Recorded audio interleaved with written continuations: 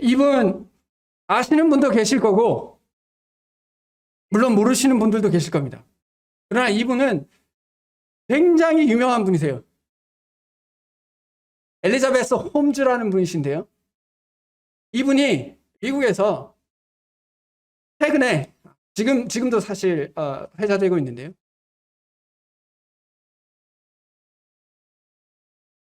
어떤 에디슨이라는 의료기기를 발명했다라고 공표를 합니다. 그게 뭐냐면 피 한 방울을 이제 넣으면 약 250가지의 병의 진단을 할 수 있다는 기계예요.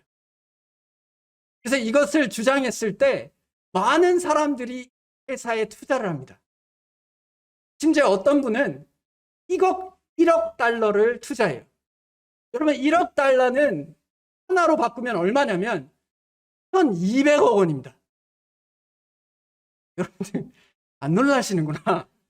네. 뭐 좀 집에 1,200억 원 좀 있으신가 봐요.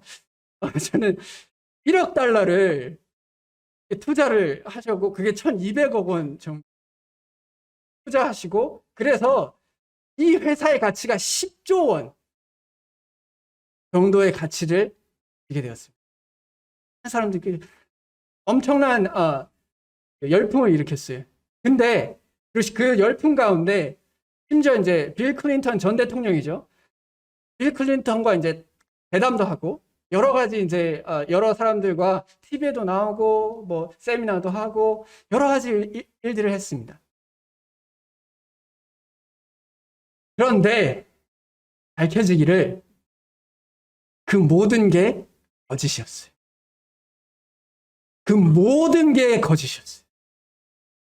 그래서 이 회사에 이제 직원을 있던 분이 이제 내부 고발자라서 이제 고발을 했는데요.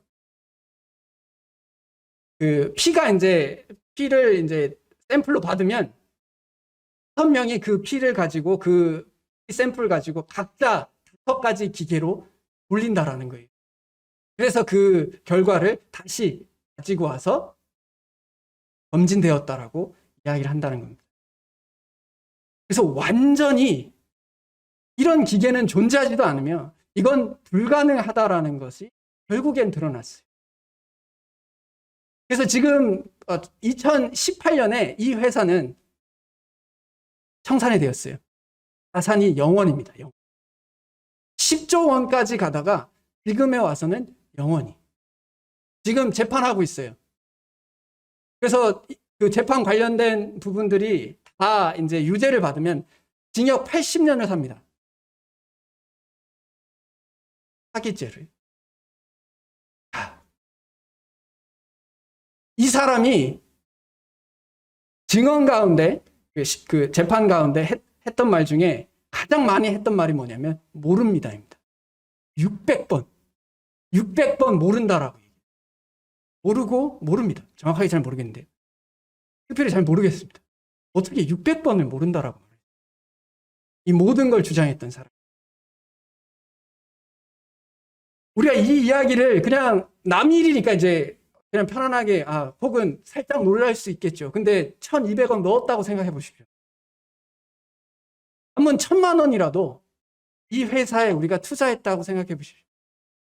얼마나 후회하고 얼마나 화가 나고 얼마나 속상하겠습니까? 지금 자산이 0원이래. 1,000만 원 넣어서 빵원입니다. 빵원. 이런 일들이 세상에서 일어날 때 이와 같은 일이 우리의 삶 속에서도 일어날 수 있습니다. 내가 세상에서 중요하다라고 이야기하는 것들에 내 인생의 많은 부분들을 투자해 가요. 그랬을 때 결국 뚜껑을 열었을 때 영원으로 남는 경우들이 있을 수 있다는 겁니다. 그러한 그와 같은 일들을 오늘 보고자 하는 말씀을 통해서 한번 점검해 보았으면 좋겠습니다. 오늘 본문의 말씀은 고린도전서 13장입니다. 고린도전서 13장 전체 말씀입니다. 흥미롭게도 오늘 말씀드렸던 예화와 오늘 이 13장에서 이야기하고 있는 말씀이 참으로 흡사한 모습을 나타냅니다. 제가 한번 봉독하도록 하겠습니다. 13장 전체를 제가 한번 봉독해 드리도록 하겠습니다.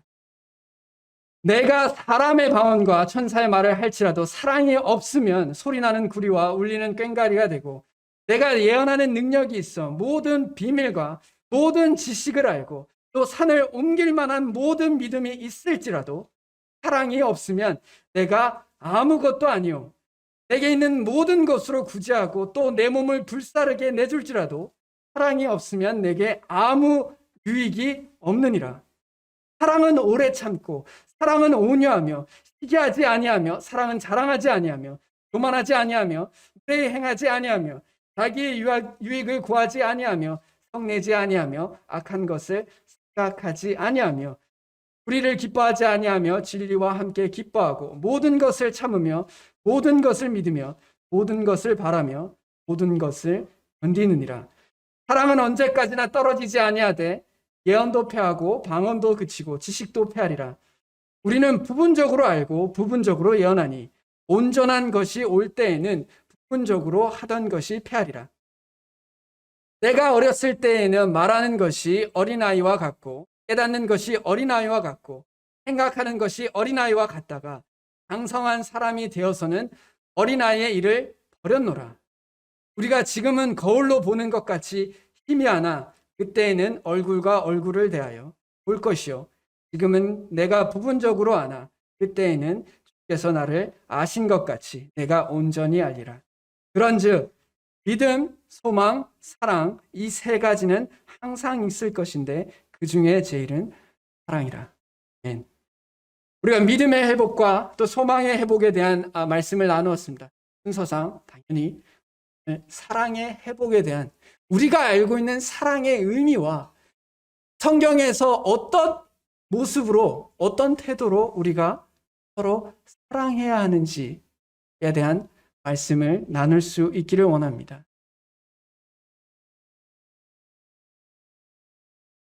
아무리 우리가 보기에 사람의 방언과 천사의 말이라고 이야기하는 것은 여기서 사람의 방언은 외국어입니다.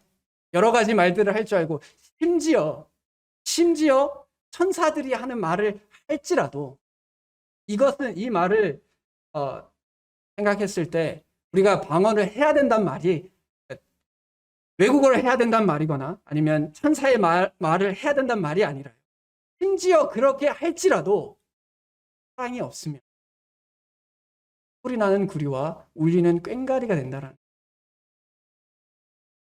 우리가 어떤 영적인 심오한 영적인 능력이 있을지라도 혹은 은사가 있을지라도 사랑이 없으면 빵원이라는 거예요. 아무 의미가 없다. 아무 가치가 없어요. 오히려 소리나는 구리와 울리는 꽹과리를 가만히 들어보시면 짜증날 겁니다. 네. 우리가 어떤 능력을 사랑 없이 계속 이루어지는 것을 보게 될 때 결국 우리의 삶의 긍정적인 모습보다 부정적인 모습이 더 늘어나게 될 겁니다. 사랑이 또 말씀합니다. 내가 예언하는 능력과 모든 지식, 그러니까 아무리 지식이 뛰어나고 아무리 말씀을 잘 알지라도 또 그 말씀을 믿을지라도 사랑이 없으면 그것도 빵원입니다. 겉으로 보기에는 엄청난 가치가 있는 것 같지만 이런 일들을 하면서 우리가 대단하다라고 생각할 수 있겠지만 사실 사랑이 없으면 영원이라는 거예요. 산을 옮길 만한 믿음은 얼마나 큰 믿음이겠습니까? 그러나 우리가 이단들을 통해서 볼 수 있듯이 그들의 믿음이 아직 얼마나 대단할지라도 그 안에 사랑이 없으면 사실 그 믿음이 그들을 구원할 수 없어요. 성경을 아무리 많이 알아도 그 성경의 말씀들이 내 삶 가운데 머물러서 열매가 되어 내 안에 사랑이 자라나지 않으면 그게 무슨 의미가 있냐라는 거예요. 내가 내게 있는 모든 것으로 구제하고 또 내 몸을 불사르게 내줄지라도 이 말은 헌신입니다. 그런데 거짓 헌신이에요. 참된 헌신과 거짓 헌신을 구분하는 기준 중에 하나는 아마 이걸 겁니다. 이 헌신을 통해서 내가 대가를 다시 쓸 것을 기대하고 하는 헌신인가? 아니면 대가 없이 주는가에 대한 이야기일 겁니다. 아무리 우리가 엄청난 희생을 하고 또 남을 위해서 봉사하고 섬길지라도 그 대가를 기대하고 그것을 통해서 내가 높아질 것을 기대하고 소망한다면, 그리고 그것을 위해서 섬긴다면 이것도 아무 의미 없다는 겁니다. 모든 일들 가운데 우리가 사랑으로 그것을 해가고 있는가? 사랑이 우리 가운데 머물러 있는가가 우리의 삶의 가치를 결정하게 된다는 겁니다. 정말 우리가 살았다, 정말 의미 있게 살았다라고 이야기하려면 내 삶 속에서 사랑이 머물러 있어야 한다는 것을 말합니다. 않으면 아무리 세상에서 이것이 좋고 저것이 좋으며 멋지다라고 이야기할지라도 뚜껑을 열어보면 결국 사기라는 것을 발견하게 돼요. 거짓이다. 그때 가서 땅을 치고 후회해도 남는 것이 없다라는 겁니다. 사랑이 필요하다라는 거예요. 그래서 우리는 우리의 인생의 목표를 사랑으로 삼아야 돼요. 그냥 선택사항이 아닙니다. 필수사항입니다. 왜냐? 사랑이 없으면 아무것도 아니기 때문에 그렇습니다. 그리고 이것을 그리스도인들만 이렇게 생각하지 않아요. 많은 하나님을 믿지 않는 사람들도 철학자이든 혹은 문학가이든 예술가든 그들의 삶 속에서 사랑이 얼마나 중요한지에 대해서 여러 방면으로 말씀하고 계세요.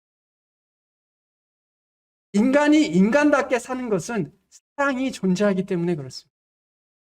사랑이 없으면 아무 의미가 없어요. 우리가 죽을 때 통장 계좌를 알아보지 않습니다. 내가 한 사랑과 부족했던 사랑에 대해서 후회하고 내가 받았던 사랑에 대해서 감사하고 우리의 삶을 바꿀 거예요. 사랑해야 합니다.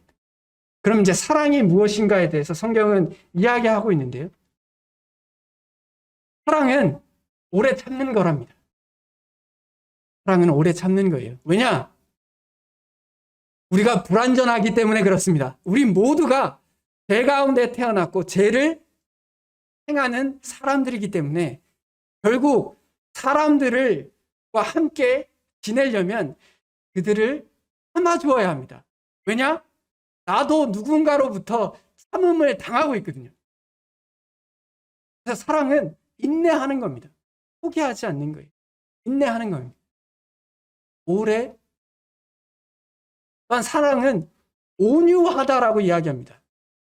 온유는 자기 절제를 말해요. 그리고 친절함을 말합니다. 자기 절제를 통해서 화나는 상황이나 불쾌한 상황이나 마음에 욕심이 나는 상황이나 그 모든 상황들 가운데 친절하게 대하려고 노력하는 마음입니다. 온유해요. 온유에 나오는 모습들이 결국 무례하지 않는 것, 자기 유익을 구하지 않는 것, 성내지 않는 것. 사랑의 모습들을 보면 오래 참고 또 온유함이 필요합니다. 그리고 온유가 우리의 삶 속에서 쉽게 드러나는 방법은 우리의 삶 속에 예의 있게 행동하는 겁니다. 사람과 사람을 대할 때 예의를 갖춰서 행동하세요. 그것이 온유함입니다. 복잡하지 않아요. 화가 나도 나의 밑바닥을 쉽게 드러내지 않는 겁니다. 마음이 불쾌해도 쉽게 무례해지지 않는 거예요. 예전에도 말씀드렸지만 사람과 사람 사이에 친밀하려면 시간을 함께 보내야 돼요. 친밀함의 조건은 결국 경험입니다. 이 경험을 하려면, 같이 경험을 하려면 시간을 투자해야 되고 집중해서 시간을 투자해야 돼요. 이 두 가지가 함께 돼야 사람과 사람은 친밀해집니다. 그런데 우리의 인생 가운데 우리의 시간은 제한적이에요. 모든 사람과 친밀해질 수 없습니다. 그렇다면 내가 친밀해질 수 없는 사람들에게 내가 사랑을 드러낼 수 있는 방법은 예의를 다하는 겁니다. 예의를 다하세요. 교회 안에서요. 교회 밖에서도 마찬가지. 모든 사람과 친밀해지라고 이야기하지 않아요. 모든 사람에게 예의 있게 행동하는 겁니다. 이것이 사랑의 모습이에요. 그리고 교만하지 않는 겁니다. 즉 겸손이죠. 자기의 유익을 구하지 않는 겁니다. 다른 사람의 유익에 대해서 고민해 보는 거예요. 그리고 진리와 함께 하는 겁니다. 사랑은 여러 말들에서 이야기하지만 사실 비슷한 말씀들을 이제 반복하고 있는데 그것을 네 가지로 정리하면 인내와 온유와 겸손과 진리예요. 우리의 사랑은 하나님께서 우리에게 베푸시는 사랑, 그리고 우리가 추구해야 할 사랑은 이 네 가지가 포함되어져야 한다는 겁니다. 그리고 흥미롭게도 이 사랑, 이 고린도전서에서 말씀하시는 이 사랑이라는 단어를 예수님이라는 단어로 바꿔서 한번 성경을 읽어보세요. 전혀 어색하지 않습니다. 사랑이라는 단어를 빼고 예수님이라는 단어를 넣으면 지극히 납득이 돼요. 예수님은 이렇게 우리를 사랑하셨어요. 결국 이 사랑은 우리가 하나님 앞에 추구해야 할 가장 본질적인 요소를 담고 있으며 그것이 예수 그리스도의 형상, 예수 그리스도의 모습을 닮아가는 모습입니다. 사랑은 예수 그리스도이시고 또한 그 모든 것이 우리가 추구해 가야 할 모습입니다. 사랑은 모든 것을 참고 모든 것을 믿고 모든 것을 바라고 모든 것을 견딘다라고 이야기합니다. 결국 여기서 말하는 모든 것을 참고 모든 것을 믿고 모든 것을 바라며 모든 것을 견딘다의 모든 것이 우리가 이야기하는 말 그대로 모든 것을 의미하는 것이 아니라 여기서 말하는 모든 것 중에 불합리한 모든 것, 우리에게 고난을 주는 모든 것을 참을 수 있으며 여기서 말하는 모든 것을 믿으면은 하나님의 말씀을 믿으며 하나님의 뜻을 믿으며 하나님의 임재를 바라며 그런 가운데 모든 것을 견딘다는 말입니다. 사랑으로 그것이. 그래서 믿음, 사랑, 소망 중에 그중에 제일은 사랑이라는 겁니다. 왜냐? 사랑 안에는 믿음과 소망이 포함되어져 있어요. 우리가 방금 읽었던 것처럼 모든 것을 믿으며 모든 것을 바라기 때문에 사랑 안에는 다 포함되어져 있습니다. 그러나 사랑 없는 믿음이 존재해요. 사랑 없는 소망이 존재합니다. 이 일상생활에서 많이 겪어보고 있는 일들이에요. 사랑 없는 믿음과 사랑 없는 소망이 존재해요.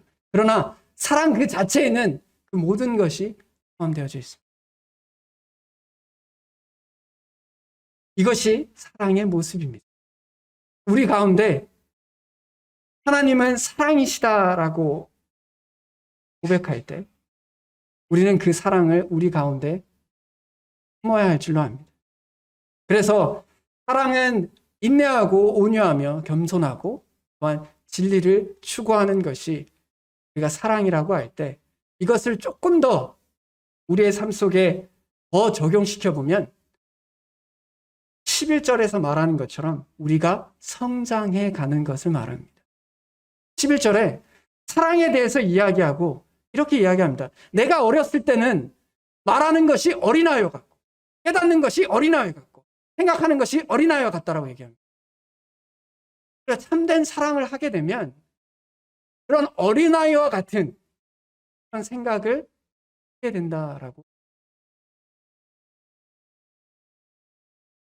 사도 바울이 이야기하고 있는 이 사랑들을 우리가 해간다면 우리는 더 이상 어린아이가 아니라 장성한 사람이다라고 얘기해요. 우리가 장성한 사람이 되었으면 장성한 사람처럼 말하고 장성한 사람처럼 깨닫고 장성한 사람처럼 생각하고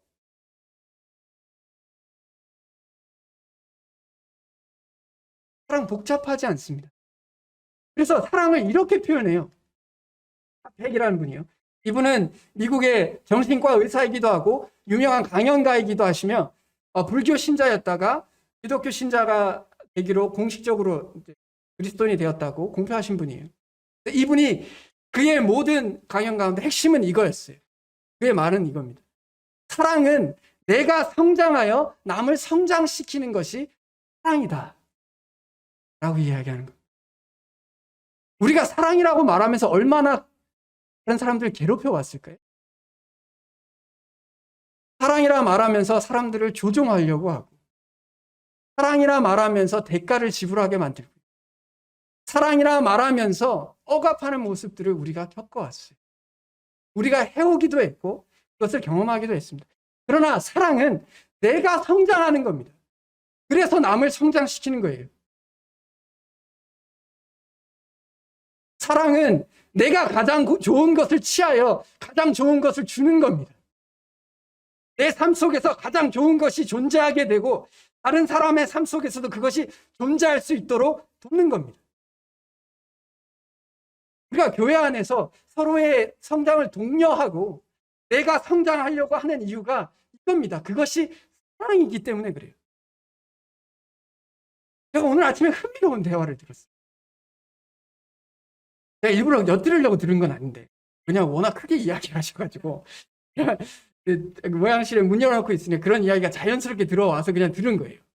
그래서 그 이야기가 어떻게 대화의 내용이 이제 출산과 관련된 내용으로 이제 대화가 이제 진행이 되시더라고요. 그래서 제가 그냥 가만히 이제 있으니까 자동스러워 들리잖아요. 듣는데 내가 얼마 동안 빈통을 겪었고 나 때는 어땠으며 이제 교산이 어떤 개념이고 뭐 이런 이야기가 이제 오가시다가 어떤 분이 이런 말씀을 하시더라고요. 나는 출산할 때 소리를 지르면 애한테 안 좋다고 해서 출산할 때 고함을 한 번도 안 지르고 꼭 참고 애를 낳았다라고 이제 이야기하시더라고요. 저도 제 아내가 출산할 때 바로 옆에 있었거든요. 그게 얼마나 어렵다라는 것을 제가 알아요. 그런데 자식에게 안 좋을까 봐 자녀에게 안 좋다고 얘기하니까 그것을 끝끝내 참는 거예요. 속으로 삭히는 겁니다. 이것이 사랑의 본질이다라고 생각해요. 내가 누군가에게, 내가 사랑하는 어떤 존재에게 좋은 것을 주기 위해서 최선을 다하는 모습이 사랑입니다. 내가 희생해서, 내가 성장해서 남에게 도움되는 것을 주려고 노력해요. 천국은요, 사실 이것이 완성되는 곳이에요. 우리의 사랑이 우리가 이 땅에서 살 때는 지금은 거울로 보는 것 같이 희미하나 이때 당시 거울은 청동 거울이었어요. 지금처럼 딱 보면 깨끗하게 보이는 그런 거울이 아니고요. 청동 거울이에요. 그러니까 그걸 보면 흐릿해요. 그래서 그런 비유를 쓴 거예요. 흐릿합니다. 지금은 이 땅에서는 우리가 사랑을 추구해 가지만 불완전해요. 연약합니다. 그러나 사랑을 추구해 가죠.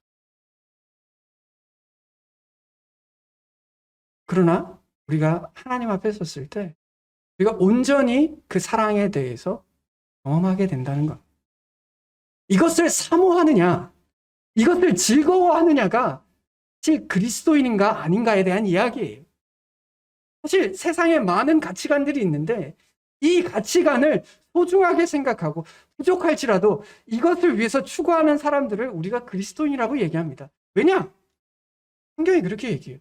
하나님이 우리를 사랑하시는 사랑을 우리가 알고 믿었노니 하나님은 사랑이시라.